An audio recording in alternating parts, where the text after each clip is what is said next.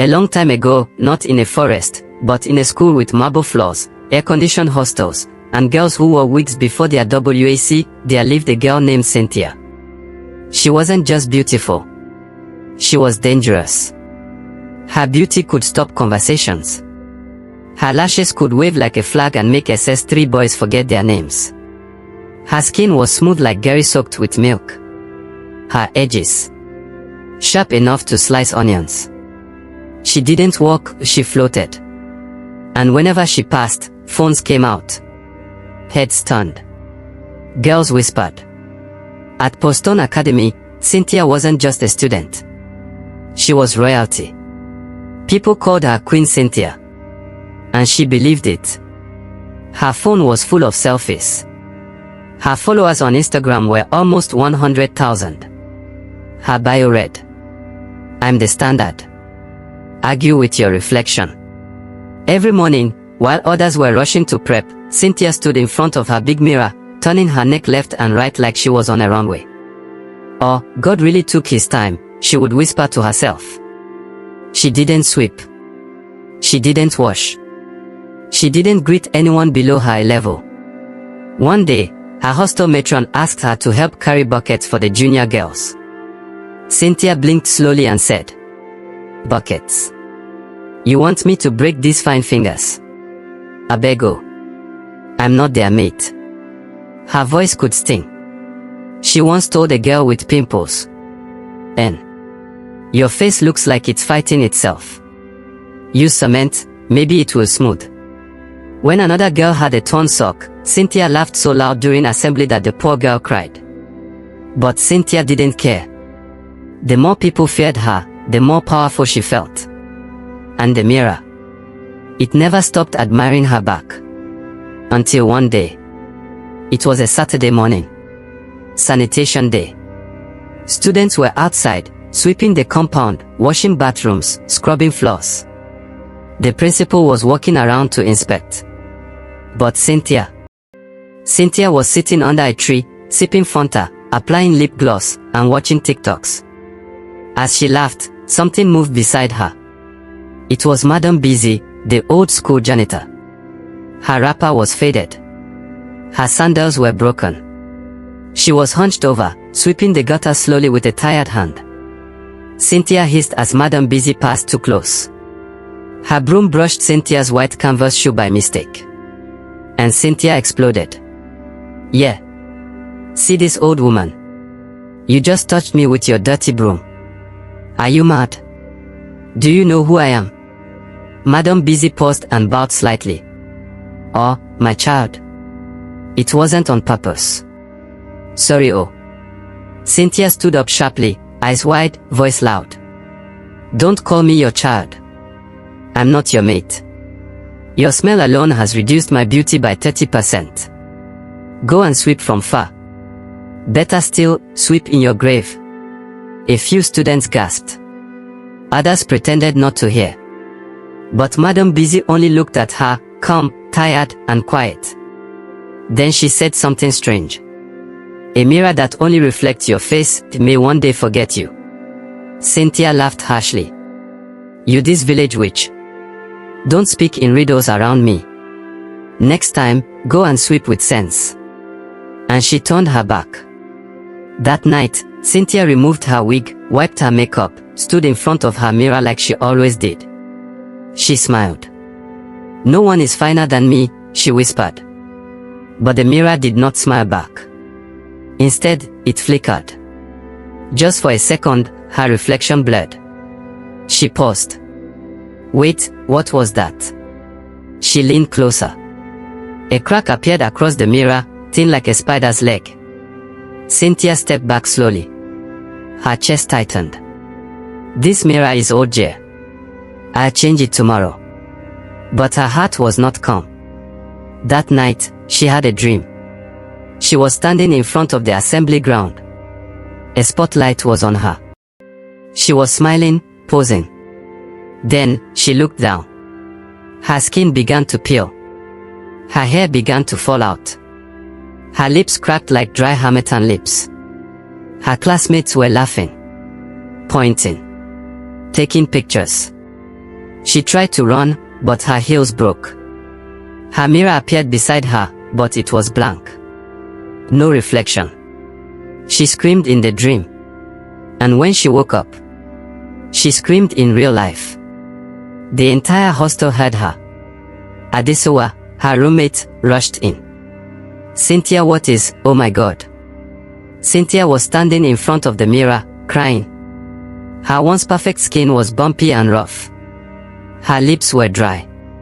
Her edges were gone. Her nose was swollen. Her eyes were dull. But worst of all, the mirror would not show her face. It was blurry. As if the mirror had forgotten her. She touched it.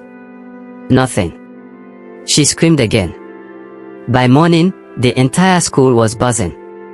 Did you hear? Queen Cynthia looks like a goat. God don't catch her. She insulted one old woman. Now her mirror SCF they run from her.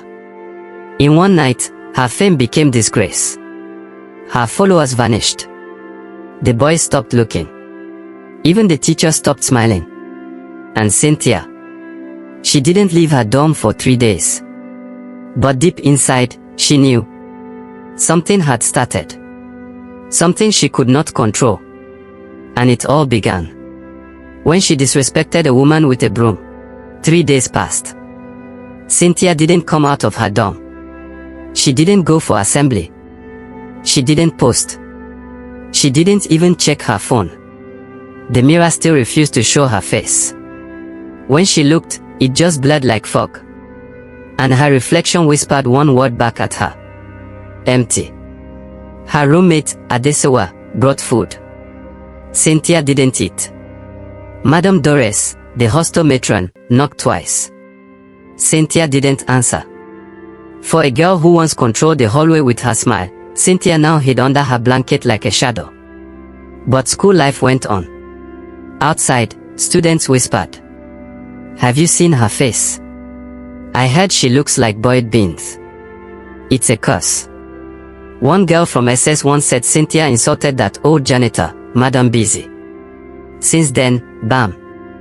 Even the juniors she used to bully walked past her door and giggled.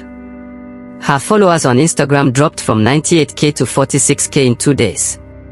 Some even posted TikToks mocking her, using filters that made them look ugly Cynthia style. Cynthia wanted to scream. Wanted to explain. But what would she say? That a mirror forgot her. That her face was stolen. She stared at herself in her cracked hand mirror one afternoon, and it shattered. Just like her pride. That night, a small envelope appeared on her pillow. No name. No address. Just one sentence, typed in bold letters. You will never be seen. Until you learn to see others. Cynthia gasped. Who sent this? She ran out of the room for the first time in days. Hair tied. Eyes swollen. Skin rough like burnt puff-puff. No makeup. No ego. No power. But instead of pity, the other girl stepped aside in silence. Her reign had ended. She wasn't Queen Cynthia anymore. She was just that girl who disappeared. The next morning, the principal sent for her. Cynthia, he said calmly, since your current room is now overcrowded, you'll be moving to a new room. Cynthia nodded slowly. She didn't even care anymore. The principal continued. You'll be staying with one of our longest serving students, Bebetunde. Her heart stopped. Wait. Bebetunde. The one they call Judas. The principal nodded. Room B12. Starting today. Room B12 was in the oldest block of the hostel, the side no one liked. The walls were damp. The bulbs flickered. It smelled like forgotten bread. Cynthia dragged her suitcase slowly. Her hands were shaking. She reached the door. Raised her hand to knock. And it opened before she touched it. There he stood. Bebetunde. Also known as Judas. His shorts were too big. His shirt was too small. His face looked like he hadn't smiled in 5 years. His teeth. brown, and uneven. His hair was wild, like he had been electrocuted. He wore one slipper and one bathroom sandal. But he was grinning. Oh, my new roommate, Queen Cynthia. Or should I say, ex-queen. He stepped aside. Come inside. I've been expecting you. Cynthia's legs refused to move at first. But she had nowhere else to go. She stepped in slowly, the floor creaking under her feet. The room smelled like dust and onions. His bed was scattered. His books were piled high. His towel was wet and hanging on the window. You sleep on the top bunk, he said, scratching his back with a pen. And by the way, I snore. She didn't answer. She just dropped her bag and sat. Good girl, he said. You learn quickly. Then he picked up a Gary cup, sipped it loudly, and belched. Make sure you wash that cup when I'm done. That night, Cynthia couldn't sleep. The bed creaked with every breath. Babatunde was snoring like thunder. At one point, he farted, long and loud. Cynthia pressed her pillow to her face and wept. Is this how I would die? She remembered her old room. Her mirror. Her perfumes. Her clean bed. Her pride. Now, she was sleeping above a boy who scratched his toes and talked in his sleep. Her heart ached. But something deep inside whispered, this is the beginning. The next day, Babatunde handed her his dirty clothes. Wash this before lunch. And iron my white shirt. She stared at him. Are you mad? He smiled. You're cursed, remember. Be grateful someone is talking to you. She wanted to slap him. Instead, she took the clothes. The water was cold. The soap was rough. But she washed. Slowly. Crying. That evening, she swept the room. Washed his plates. Cleaned the windows. No one saw her. No one praised her. But for the first time in years, Cynthia did something not for attention, but because she had no other choice. And as she lay on her top bunk, exhausted and broken, a wind passed through the window. A strange breeze. And a voice whispered in her heart. You will learn. You will bend. And from the ashes of shame, you will rise. Cynthia closed her eyes. Tears rolled down her cheek. She didn't know it yet. But her real transformation had begun. Cynthia woke up before dawn. She hadn't slept properly in days. Babatunde had snored again. This time louder. Almost spiritual. He even farted in his sleep 3 different times. Each one had a different rhythm. She sat by the window, tired, hungry, broken. Her back ached. Her fingers hurt from scrubbing floors. Her pride. Long dead. She didn't know who she was anymore. Once, she had been Pearlstone Academy's queen. Now, she was the silent girl in room B12, washing underwear for a boy nicknamed Judas. Babatunde was a special kind of cruel. He never said please or thank you. He clapped to get her attention. He shouted from the bathroom, bring sponge. He wiped his oily mouth with her face towel. He left his socks anywhere, even on her pillow. Warm my food. Scratch my back. This jollof rice is dry. Cook better tomorrow. Cynthia almost slapped him once. But her hand dropped halfway. I deserve this, she whispered. She remembered her past. The girl she once mocked for wearing a fake bag. The junior she made cry for having natural hair. The way she laughed when someone's shoes tore during assembly. Her mirror had seen it all. Now, she was the one wearing a torn wrapper and washing spoons for a boy with brown teeth. But something strange started happening. Babatunde began to change. No, not his looks. He still had that same dry skin, crusty lips, and lizard eyes. But Cynthia started noticing things. After school, he would sneak into the kitchen to help Mama Sod, the oldest cook. He would carry water for blind students in Block C. One evening, she saw him reading stories to a junior girl who had lost her parents. Another night, he gave his only new sandals to a boy who had none and walked barefoot without a word. Cynthia was confused. How can someone so ugly be so kind? She watched in silence. And slowly, she began to change too. She started greeting again. Not the loud fake ones she used to say to show off, but soft, honest ones. Good morning, Ma. Let me help you with that bucket. Are you okay? She started helping Madam Busy with sweeping. She shared her bread with hungry juniors. She washed the toilet even when no one asked. She apologized to the girl with pimples. One afternoon, she gave her seat in the dining hall to a crippled boy. Take it, she said. I'll stand. The boy looked up, shocked. You're Queen Cynthia, right? She smiled gently. Not anymore. Just Cynthia. That night, it rained. Cynthia sat by the window again. Babatunde was snoring, his leg hanging off the bed like roasted plantain. She looked out at the sky and whispered, if I ever get my beauty back, I promise I'll use it differently. She didn't cry. She didn't beg. She just surrendered. And then, it happened. As the rain poured outside, Cynthia fell asleep sitting by the window. In her dream, she stood in the middle of a garden. The air smelled like mango leaves.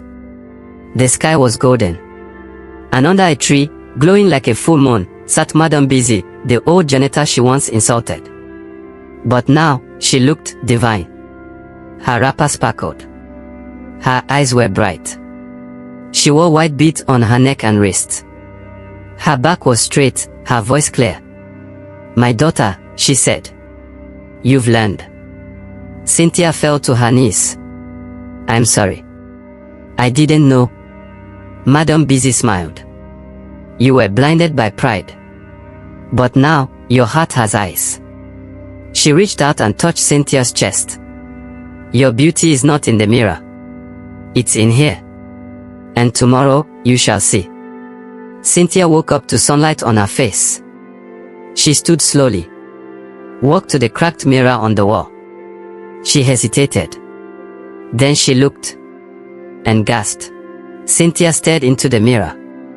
And for the first time in weeks, it stared back. But this reflection wasn't what she remembered. It was more than beautiful.